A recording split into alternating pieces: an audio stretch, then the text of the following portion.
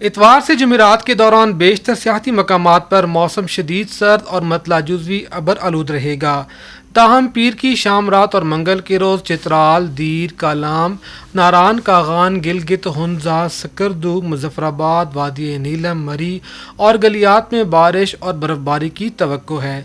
ज़ियारत और गिरदनवा में इतवार की शाम रात से पीर के रोज़ मतला जुज़वी अबर आलूद होने के अलावा हल्की बारिश और हल्की बर्फबारी की तवक्को है। ताहम मंगल से जुमेरात के दौरान मौसम शदीद सर्द और खुश्क रहेगा।